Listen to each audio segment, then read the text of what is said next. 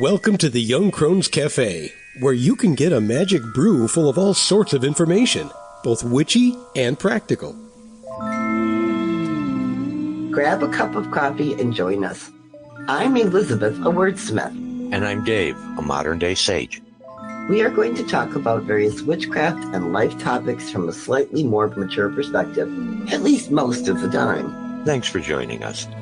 Today's metaphysical kernel of thought is personal traditions and holy days. For us on the path within witchcraft, a tradition is defined as a particular way to practice. This usually includes specific types of rituals, days to celebrate, spells, and correspondences. Many believe that you must be part of an established tradition to truly be a witch. However, when you consider what makes a tradition, this may not be a correct interpretation. A tradition is actually defined as a way of doing things within families that gets passed down and repeated over and over again. This is also what can happen with groups. We believe that our practice is constantly evolving based on personal experiences and growth. As such, a tradition is not static, but needs to be adapted to meet current needs. We also believe that each of us has the right and ability to create our own traditions. After all, someone has to do something for the first time that can be passed down and repeated by others, don't they? Figuring out ways to combine different parts of rituals in new ways, what our personal correspondences are based on what calls to us or what is available in the modern world in which we live and work, and what holy days, holidays we want to acknowledge or celebrate, is one of the best parts of our practice. Not only is it fun to come up with new things, but it is a constant personal challenge to make sure what we are doing matches our beliefs and values. For example, we consider holy days, holidays, as days that are sacred for some reason. These could include your birthday, which may be the start of a personal new year, as a time to take stock of where you currently are on your spiritual journey and begin to adjust what you practice.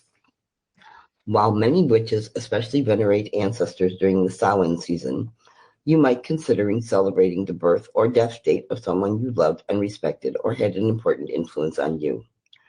Acknowledging any type of anniversary or other important personal dates also works. So does celebrating a day just because you feel a need for ritual. Good evening, Dave. Elizabeth, how are you?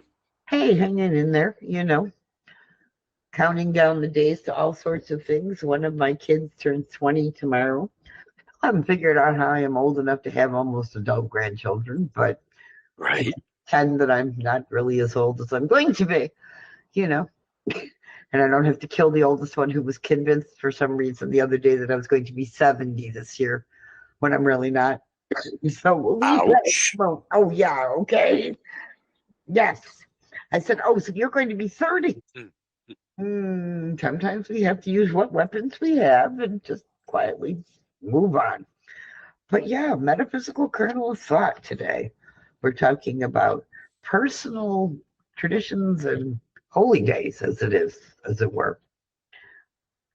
Holy days. Holy days or holidays or however you Yep. want to say them.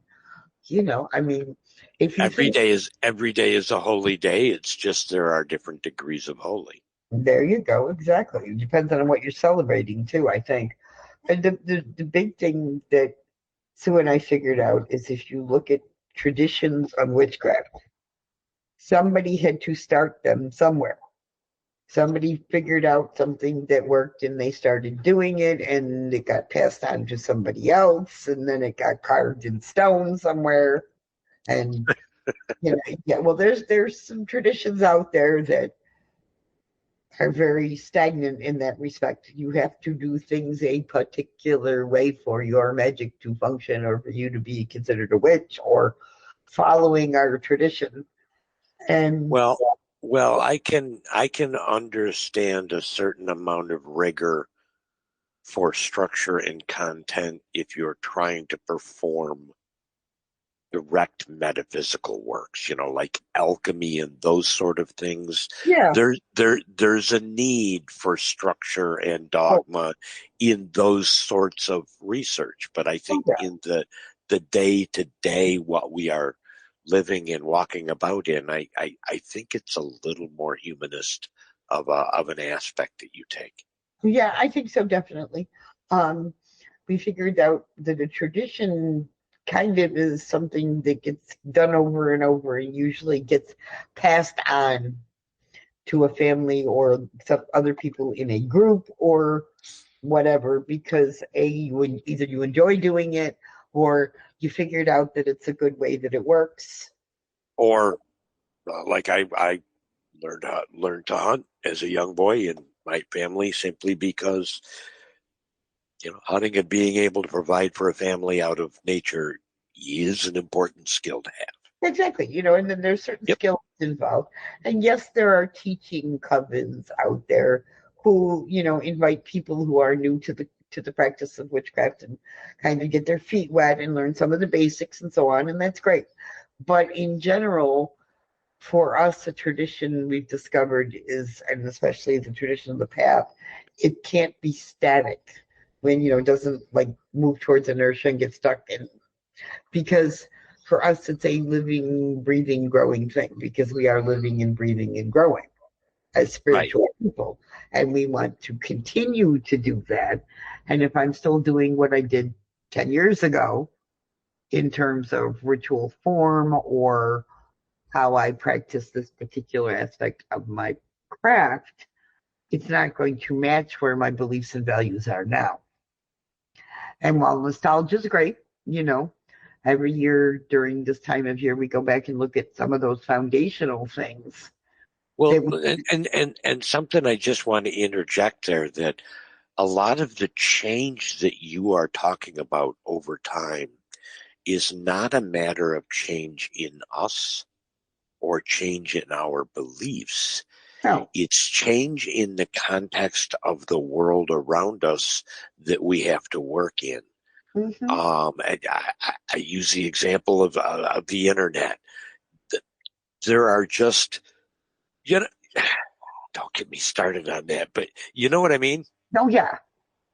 Yeah, I do. And it's like there are certain groups who are very anti-electronics as part of ritual. And electronic anything, even a flashlight. They just don't think it matches with the magical energies. And quite frankly, with COVID and everything over the last few years, we have evolved. As Sue and I did, we used to do ritual together over a Google Meet like you and I are recording now because we could not physically be together. Certainly. But we discovered that, okay, there's something magical when we get together and we talk face to face, or whether you had candles lit at each end, and you had absolutely. And maybe the internet with its electrical whatever's provided a boost of energy somewhere along the line. But we had some really great rituals that way. And I think that's what I mean by a tradition in that respect can't be static and has to grow and change and adapt to what you're doing. Right. More than anything else. Beliefs are wonderful, but if I am growing as a person, then hopefully my beliefs are expanding and changing too. In ways that make me a better person, or I am now a better person having had this set of beliefs. And some of them don't necessarily match what I think now. I mean, if I looked at my 20-something-year-old's beliefs, hopefully my beliefs at 60 are a little bit healthier and more complex just through life experience. So if my beliefs are more complex and I'm still practicing from the past, unless it's something that I value and it still has purpose. I'm not saying we're throwing and that's what I'm looking at is there are distinctive exceptions to this. For sure there are. The idea of having a tradition where you use certain words and certain phrases, and in some cases, certain scansion or certain rhythms, because there's evocation involved. Those kind of traditions sort of by their nature need to be static. Oh yeah, I agree. It's but like the way that they are taught and shared amongst individuals, that has evolved. Because it used to be you would have to be taught those kinds of sounds by a rabbi or shaman or what have you. And now the internet actually gives you so much more access to information like that, even though the information that you're finding is stuff that's thousands of years old. I agree. And in that case, yes. And there are certain parts of our tradition that have not changed over the years. In that Sure. we celebrate Housel together, where we share cakes and ale. Okay. How we bless the food, how we share the food, the wording we may use to do so may change. The basic reason we do it, the purpose behind it, is still the same. So the words that we say when we break bread might change over a function of time. Yes. But the fact that we say words when we bake bread is the tradition. Yes, exactly.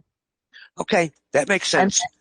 And that helps me to be able to resolve it with my logical head side. Yeah, and that's part of my belief too, is when you are sharing Housel, there is a ritual purpose to it. Right. Does that make sense? So yes, you want to bless the bread, and yes, you want to share it with each other, and you want to say words as part of that. What we are celebrating or what we are saying may change depending on, are we one or two people? Are we sharing with five or 2 people? Are we sharing in a very public ritual setting where there's 200 people involved? So that part may be different, but the purpose behind it in the doing doesn't change. The tradition is that there will be words. And there will be Housel. Yep. There will be Housel at the end of that ritual, or even not necessarily at the end of the ritual, but as part of our ritual. If you read through some of our past rituals or watch us talk about ritual, or hear us talk about ritual, the end of every ritual, the closing portion of the ritual always includes Housel. Yep. Period. And there's a very logical reason for doing it. It allows you to ground back to the mundane, get rid of some of the excess mental energy, blah, blah, blah, blah, blah, that we talk about. But by the same token, Housel's important. It's a chance to share together as people outside of that magical context. This is so corny. I am so sorry, but it's fun too. So where we're going here is, since Elizabeth mentioned that they always include a Housel at the end of their rituals, if you're interested and want more information, there's an entire book about it called The Ritual Practices of the Past. Well, yeah, there is, and we have rituals, and I've been known to include. And each of those rituals has Housel. Yeah, it does. Yeah, absolutely. I mean, so the tradition in this case is real. It's concrete. It's hell, it's even documented. Yeah, but in what the words that are in the Housel rituals that are in the ritual book are not the same words that Sue and I used 10 years ago. And I have a notebook full of those stuff, and I have seen, some of the little changes and whatnot, the evolution of the phrases. Exactly, because it matches our current beliefs and values. Well, and I think our current language, because I think our language evolves so fast now. Yeah, but the point behind all of that is, yes, you have a tradition that you want to practice, and yes, you can create your own. You are not required to follow anybody else's either. That was going to be my my segue into holy days and holidays and what it means to be a holy day. Oh, yeah. And as you said facetiously before, any day can be a holy day. Just some days are holier than others. Sure. And the point is you get to pick and choose what makes it a holy day for you. And is it something you're just going to acknowledge and passing on your way out the door? like, oh, today's National Pizza Day in passing, and some people may consider that a very holy day, but you know what I'm saying. Or, okay, it's the anniversary of something that matters very much to Yeah. me. Yeah, I have days. Obviously, Susie's birthday and the day that Susie passed. Yeah. Um, I have holy days on my mother and father's birthday where I actually do a sort of little impromptu meditation ritual. Mhm. I still consider the anniversary of my first day of boot camp as a sacred day. Well, sure. It's a special day for me. I stepped off into the void that day, and it's always going to have some magic to it on that day. Well, sure. But see, those are days that you can create. You can then, and we'll talk about this more, I think, when we get to our year of rituals, when we finally get there. But the idea of ritualizing the everyday is kind of, ignored by people a lot, because you can create rituals about every day. I mean, we have the Sabbats, we have the cross quarters, we have full moons, we have dark moons, we have all sorts of calendar days or seasons of the year, or whatever you want to, however you want to divide it up, where there's some sort of big ritual, quote unquote, associated with it somewhere for somebody. Sure. And if you bring in other holidays, you have Yom Kippur, you have Ramadan, you have Christmas, you have Easter, et cetera, et cetera, et cetera. These important major holidays where there's usually some sort of big celebration or ritual going on. Yep. But if you're for mine, more often than not, recently, and this speaks again to the evolution of tradition. yeah, At one time, I was really big on the cycle of the Sabbats and all of that. I tend right now to be more focused on the quarter moons. And while we're at it, happy full moon. well, thank you. Same to you. But yeah, I have paid attention to it long enough where I know the quarter days and the full and the new moon just because I can feel it. Yeah, exactly. And I like that awareness. And so it's becoming new tradition for me. Well, there you go. And sometimes you have to find it. And if it's full moon, it is the green moon. And my nails are appropriately an interesting green pattern. This has been my way kind of acknowledging the changing moon names throughout the year. Is I am practicing a little bit of self-care, and then I'm actually going to the nail salon quasi regularly. And a little color magic. And a little color magic is involved there. Or just an awareness of, okay, May is the green moon, so I need green nail polish. Mm-hmm. And it's that constant reminder until the next full moon rolls around, and I'll have been back to the nail salon just in time for the next full moon, and I'll change the color. But for me, it's a fun way to celebrate that kind of thing. Sure. And it's a mini ritual in that respect, and it's becoming part of my personal tradition. Because when I go to make the time to make that appointment, it acknowledges, okay, I deserve to spend, $30 to get my nail polish changed on myself, kind of get my nails cleaned up a little bit, and all that are involved with that.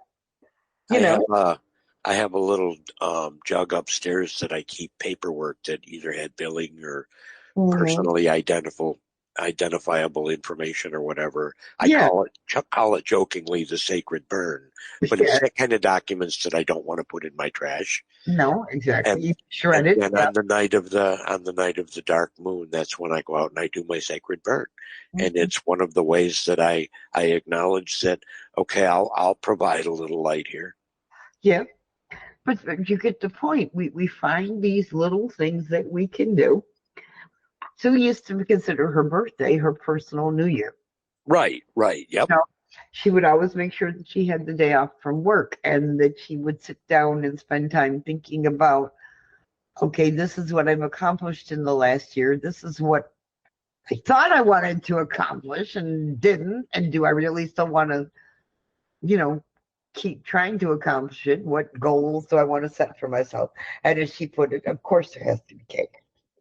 Right. It's just, And I think I have a couple years worth of, she would always do a Witchstone reading for herself. oh, please, yes. And me on my birthday, just things Yep. that you create when you are acknowledging that witchcraft isn't just for those major holy days, holidays, however you want to put it. Yeah, have your own holy days. Yeah, exactly. And I think that's a big part of it. And I think, like I said, that's another way a tradition is not static, because you have your holy days, I have my holy days. Yep.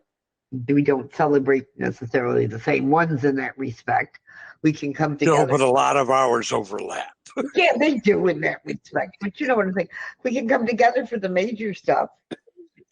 The sabbats, the cross quarters, all of that. But the day-to-day stuff, not so much. And we don't have to. No. And I think but we do get to, we also get to talk about it every week too. So well, sure we do, but but that's just the fun part of it all. You got well, and at the end of the day, the practice that you are practicing that becomes your new tradition is yours. Yeah. Take ownership for it. Pick those particular days. If you have a thing about the number 11 every month on the 11th, wear something special or do something for that. At the end of the day, the last note that I wrote when we went through this reading is, it's Tuesday. I will it to be a holy day. Yeah, That can happen. I can wake up in the morning and feel so charged up that, I am going to have an amazing day. oh, please, yes. Okay. Yeah. And I have to laugh because you were talking about the number 11. In my life, I celebrate Friday the 13th because for me, it's a lucky day. My dad was born on a Friday the 13th. I honor it because my mother and father were married on a Friday the 13th. But it's the same, and so many people think of it as, oh my God, it's going to be a horrible day. Yeah. And for me, I've always had good luck on Friday the 13th. See, that's a self-fulfilling prophecy that people overlook. No, I agree. The people that have bad days on Friday the 13th are the people that believe that you have bad days on Friday the 13th. Exactly. Come on. Yes, exactly. And while that will not get you winning lottery numbers just by willing them to exist, because there's too many people wanting the same damn thing, there is nothing wrong with cake on your birthday or willing that into existence. I like that. Thank you. So I think that's a good way to end that one. Sure. We go too farther afield because we have been known to do that.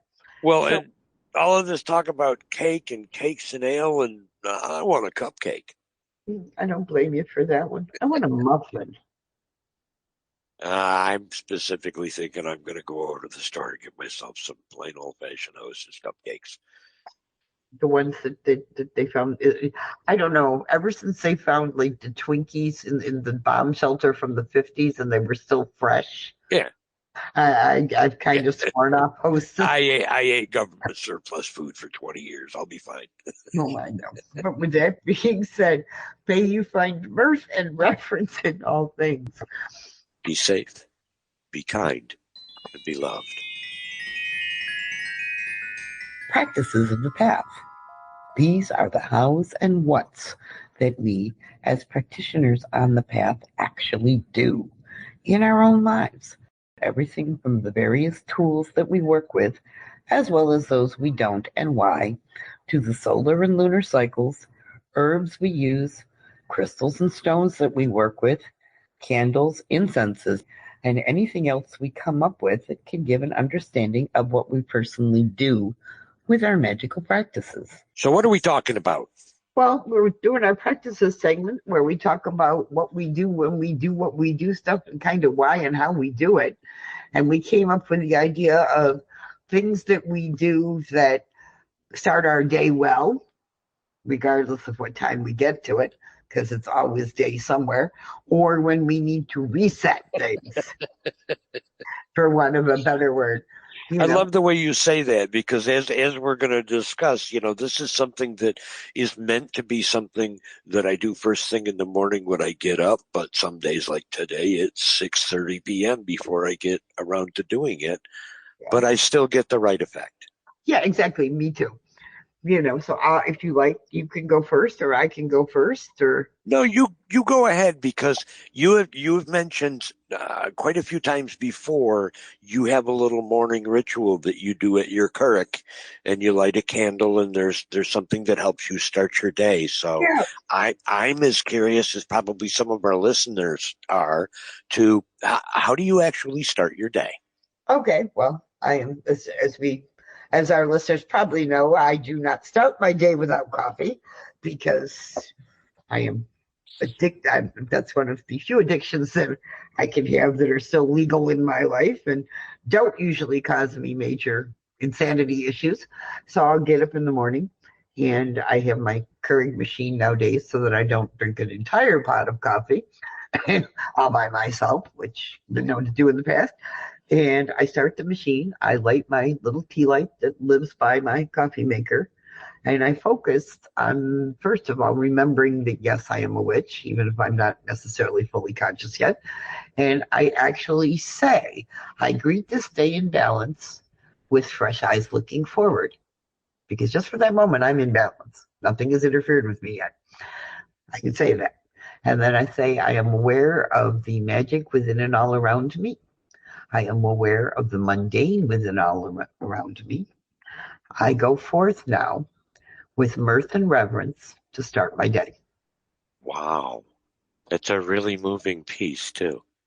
Yeah, and it's just that gentle reminder that the magical is there, the mundane is there, and I can walk with them, and I can have my mirth and reverence all day long. If I find it, if I choose to go looking for it. And that's a big part of setting my intent every day, is I want to have those moments of not, even if it's just a chuckle or two, right, or a good belly laugh on occasion, if I happen to be, amused enough. And I also want to have that sense of reverence that I'm a practicing witch, and that matters to me. Regardless of what we practice, when we are out in a world of other we's. Yeah. We have an impact. Absolutely. Exactly. We all have an impact on every living thing around us, is my belief. Exactly. And setting ourselves up, to be in that space where I want my impact to be wholesome and healthy, mm-hmm. or I want to know when to turn it down. Yeah. And for me, it's that reminder every day that, yes, things are probably going to go off the rails somewhere at some point, but right this minute, I have that moment of balance. And it's a reminder that that's what I strive for. That's my ideal. That balance between magical and mundane, that balance between mirth and reverence, that balance of what I need and what everybody else around me wants and needs. Before the noises start, I have that minute in front of the coffee maker where all is right with my world. Absolutely. Yeah, and sometimes that may be the only moment of that day when all is right with my world, but that's okay too. Sure. But that's what I do. And and yes, there are some mornings where I'm too cranky to do anything but standard and I need the coffee. Or, one of the kids that's more me in the morning. I've come from 3 pots a day 20 years ago, down to a pot a day, down to recently I allow myself a cup in the morning because I know where all the sharp things are. So me too. So what I have taken to doing, because I've got some esophageal issues, is I've taken to having a piece of toast or something, and then a cup of coffee, and then a glass of water or milk or something. And then another thing that's been working good is yogurt. Oh yeah. To put that down behind the coffee just to soak up some of the acid. But yeah, when I'm in front of my Keurig, there's nothing spiritual about it. I'm usually standing there scratching and stomping my feet and growling at the Keurig. So because it doesn't brew fast enough. Well, this way I don't get cranky while I'm waiting for the coffee to brew because I'm focused on something else for a minute. And I find when I do, because I would love to say I do it every single morning, and that's just not realistic. right. We're not perfect people. And as much as we'd like to pretend we are, we're not. But I find on the days when I do it, I seem to start out better, and it takes me longer to reach that point where I need to reset something. Or on the days when I don't do it, I find I miss it, and I will kind of circle back in my head and at least say the words. Good. Yeah. It's important, especially for years being kind of rote and whatnot, that you're able to use that as a mantra and recall that energy. Mm-hmm. There's the practice that I'm going to describe as the same idea, where later on in the day when I need to tap into that perfectly balanced moment, I need some sort of a trigger or something that will help me recall that. Mm-hmm. Well, what do you do that's supposedly your start of the day practice? So I have a sort of a ritual shower, and it's essentially I keep a couple of stones in the bottom of my tub because they represent for me that then I can stand there in the shower and picture myself in the rain, standing in a creek in this woodsy place where I can really feel a part of the world, Mm-hmm. and not in a shower inside a house. So I do this standing in a stream, washing myself in the rain, and just get a good cleansing. And then when I first come out of the shower, I have a couple of different sprays that I'll use. One is a friend of mine made a magnesium spray, dear friend. One of them is a lilac spray that my girlfriend likes the scent of. But different spray on the particular morning based on what I feel I need to connect that day. And I'll spray myself a couple of times and just stand and stare at the mirror and do my 3 deep breaths. And I just simply think to myself, right now, my body is clean. Right Uh-huh. now, my mind is clean. And right now, my spirit is clean. And then I usually just sort of blow out my breath or whatever, wrap a towel, and off I go to my day. But Mm-hmm. then 2 o'clock in the afternoon and something's happening and it's just unpleasant, whether it's a customer that's being grumpy or what have you. As soon as I can detach from that particular circumstance, I'll go and hit that spray and just give myself a couple of squirts of it on my chest. And that olfactory trigger for me, I can literally remember what the light was like and what birds were singing in that morning. You know what I mean? It just takes me right back to, it's gotten to the point now where I'll hit the spray a couple of times and I literally picture the fogged mirror. Mm-hmm. So it takes me back to that place where I can remind myself here again, my body is clean of this. My mind is clean of this. My spirit is clean of this. And I step forward, similar to the way you do. I acknowledge that I'm clean and then eyes up and look forward. And this is what I hope to be today. Exactly. No, I get it. It makes perfect sense. As long as you don't spray lilacs around me, we're good. Because Right. I'm allergic to lilac. And I say flippantly what I want to be that day. There are days when I want to be this guy, that old fellow that people do want the advice from, and to be able to help people see problems different ways and help people with creative issues and whatnot. But there are days when I look in that mirror and I know, okay, the best I'm going to be able to do today is I'm going to go put my time in. I'm not going to think bad about myself or anybody else, and I'm just going to get through this day. Yeah, and I'm not going to piss anybody off to where they want to Yeah. murder me or I want to murder them. Yeah, no, I get it. We all have days like that, and those are those like batten down the hatches days where we're here, but Right. really here. Yeah, But then there's other days when, man, I step out of that bathroom and I got to tell you, I visualize and I feel like a freaking lighthouse, like a beacon, like I am just pouring out positive, and that's a good feeling. It really is, and it's good to be able to recognize that feeling. oh, sure. And like you were saying, with you, it's your spray when you have that moment of reset. Now, me, because that to me is a very specific, like morning practice and a way for me to start my day. And it works sometimes as a reset. But Sue and I, at one point, were like, okay, we like the smell of incense and, kind of not sponging is not the word, but kind of blessing ourselves with incense whenever we feel we need a reset. And there are times when that is not practical, or we don't have access to like an herbal spray or a spray like you have, or it's just not getting it, for want of a better word.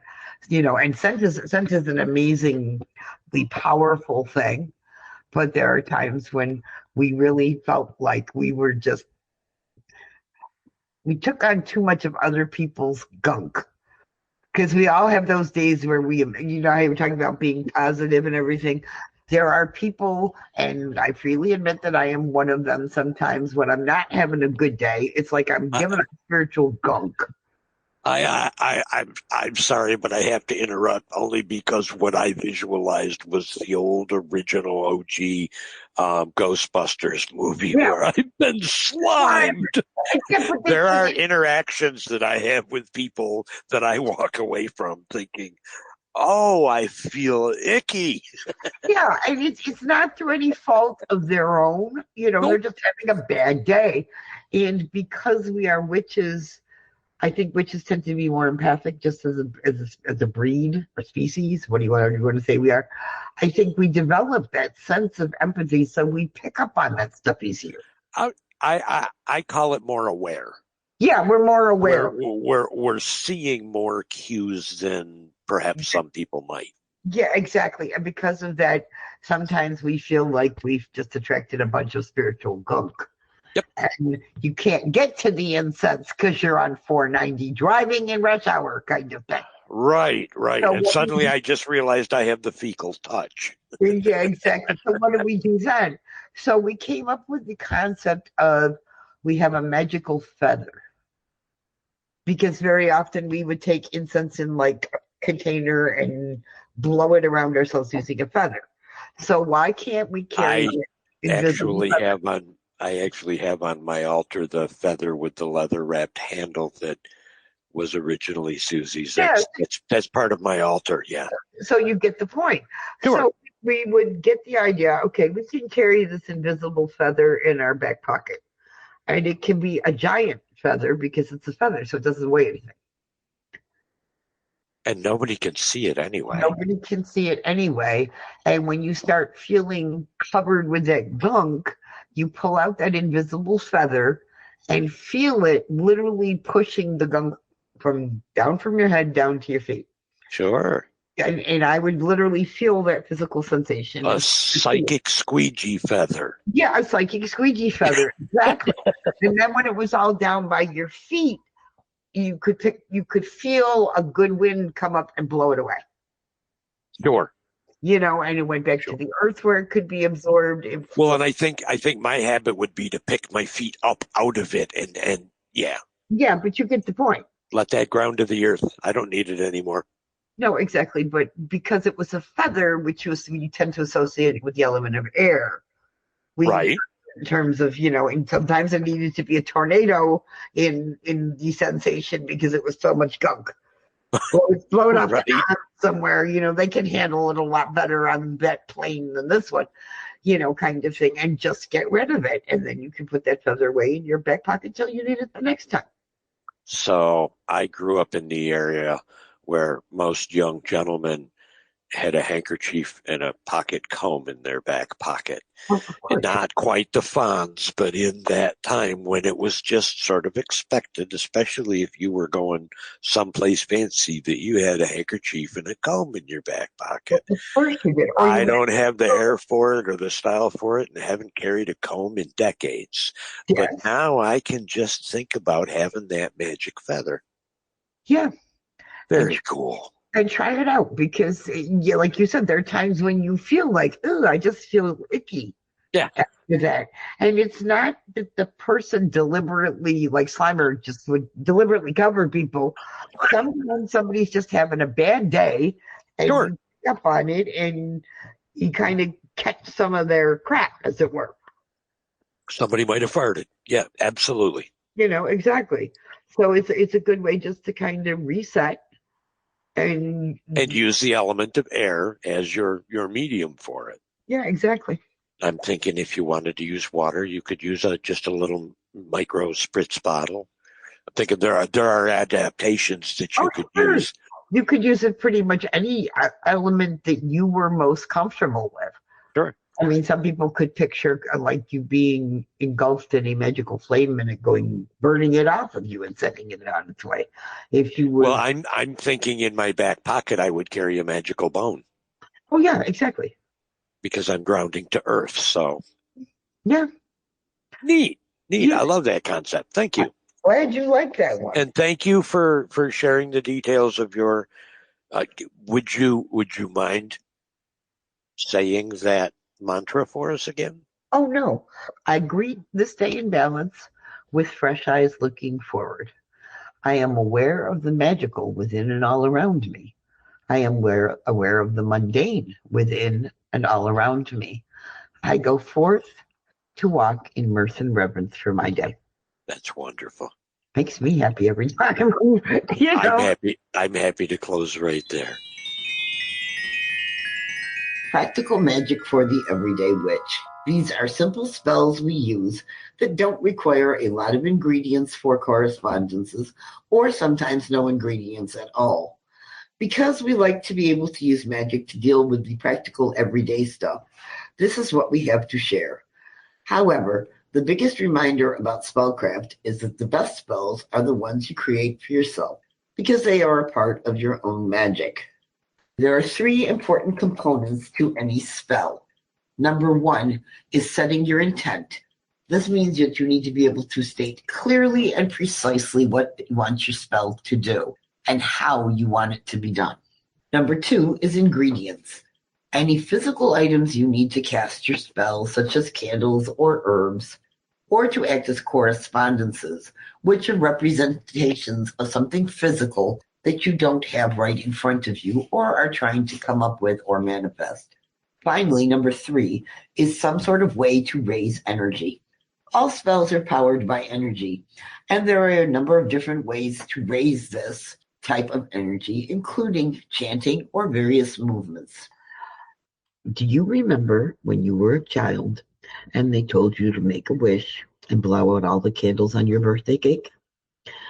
So if you blew them all out in one breath, you had a chance to have your wish come true. In fact, that may have been the first spell you ever performed, whether it worked or not. This quick spell can let you access a bit of that belief and use it to get a small burst of something you need quickly and with a breath by using a colored burst candle that matches your intent. The intent for this spell is, I need a little bit of fill in the blank here. Ingredients: a box of those multicolored birthday candles, something to make flame, and your breath. A spell chant to raise energy. As I blow, my wish will grow. As I blow, my wish will grow. The steps. Take a few moments to figure out what little wish you need to make your day go a little bit better. Do you need patience, courage, a creative burst, calmness? Choose a birthday candle in the color you feel corresponds best to what you need. State your intent out loud and light the candle. Hold the candle, close your eyes, and say the spell chant 3 times. Open your eyes and blow out the flame to allow your wish to manifest. Dispose of the candle and go on with your day. Now enjoy how your little wish shows up in your life. Before we go, we would like to present you with a tip or trick or witchy hint. Just something to make your day go better, because we live in a mixture of the magical and the mundane. In our last episode, as part of our practices segment, we talked about some of the different types of magic available to us as witches. And of course, we mentioned that one of the quickest and easiest and simplest is always candle magic, simply because all you really need is a candle, some way to burn it, and your intent in order to create magic. And today's episode includes a quick spell using a birthday candle as a way to quickly draw a little something to you that you might need at the moment based on your intent in using the color. However, today's tip, trick, or witchy hint is focusing, for want of a better word, on some of the sizes and shapes of candles you might want to consider when creating your magic. There are all sorts of shapes of candles out there, from round to rectangles to all different creatures, stars, moons, suns, all different things that you can use if you're so inclined. However, for want of a better word, I want to focus more on the size. And in this case, sometimes size really can matter. Because for one thing, if you're doing magic, you never want to leave a candle burning unattended. So if you're planning on using candle magic, you not only need to have the time needed to create your intent and generate your magic, but time for the candle to burn completely out for the most part, so that your magic has a chance to manifest. However, for want of a better word, starting with birthday candles, which are the simplest and they burn out very quickly and allow you to do the kind of quick spell that was mentioned earlier in this episode. There are always those little tea lights, which are available everywhere from big box stores to the grocery store to dollar stores, which is a perfect size for a small spell. And yes, they generally come in white, and you can get them nowadays in waxes that are not paraffin, which makes them more environmentally friendly, not to mention having them smell a bit better if you're leaving them to burn. You can also change the color of a tea light by melting the wax initially, holding the wick in place, and refilling them with a dyed wax. You can even use crayons for this purpose. Just shave a few fragments off a crayon and dump it in the wax, and you're good to go. But plain white works just as well. Then there are what most witches traditionally call spell candles that are shaped like a taper candle but are much smaller, and they're available online or in pretty much any metaphysical store you want to wander into, and they come in all different colors to match your intent. The important thing too is always to have a holder to put them in, and they do sell candle holders specifically for that size candle. Moving up in the world, you have pillar candles of various sizes and widths. The smaller ones are better for shorter term spells or for spells where you're willing to put the flame out and come back to it and burn them over and over. Taper candles are great if you are doing, say, a 7-day spell, because you can literally measure it out, draw lines in the wax, burn part of it each day. And jar candles or large pillar candles also work well for this. In fact, just to focus on large pillar candles for a minute, if you are creating magic for yourself or you want to manifest something that requires a number of steps, a large pillar candle or jar candle is great for this purpose, because you can light it when you're working on that particular part of the magic, or to celebrate when you complete a particular portion of something, working or making the changes you need on the mundane for yourself to allow the magic to manifest in celebration. So to make a long story short, size really can matter when it comes to candle magic. The idea is to choose the one that matches what your magic is going to be. If it's something you need right away, a spell candle, a tea light, or even a birthday candle might be more appropriate than, say, a jar candle or a larger pillar or even a taper candle in that respect, because you want something that will burn out fairly quickly and efficiently. And again, as a reminder, if you are doing candle magic of any sort and you are burning the candle, make sure you have a good holder, one that won't tip over if you happen to be moving around, say, your bedroom where you're burning something, or any other room of your house. Don't leave it unattended. And always have a heat-proof something you can put underneath the holder just to make sure. And finally, always have some sort of water or even a fire extinguisher if you're like me and keep one in your kitchen available just in case. You need to remember that your homeowner's insurance will not cover you if you go out and leave a candle unattended. You want to be able to keep them out of the reach of pets and or young children or even nosy roommates if necessary. And the idea is to be able to practice your magic with enjoyment and a great deal of joy and safety, which means you should have an appropriate reverence not only for the magic you're creating, but the power of fire itself. So with that being said, until next time, may you find mirth and reverence in all things. Well, it looks like the coffee cups are empty for this week. We hope you join us again next Tuesday, but you can find us at our website, 2youngcrones.com. That's the number 2, Young Crones. We'd love to have you join our growing online Discord community. Check out our new Patreon presence. Just look for Young Crones Cafe. Through Patreon, you'll be able to make it to our Discord. We are also Young Crones Cafe on Twitter and Facebook. Until then, remember, we are witches who work with energies to effect change. We are believers in both immanent and transcendent divine. We are celebrants of the passage of the solar and lunar cycles. We are hedge walkers who pass back and forth between the worlds of the magical and the mundane. We are seekers of knowledge. And we are walkers of a spiritual tradition we call the Path. So mote it be. So mote it be.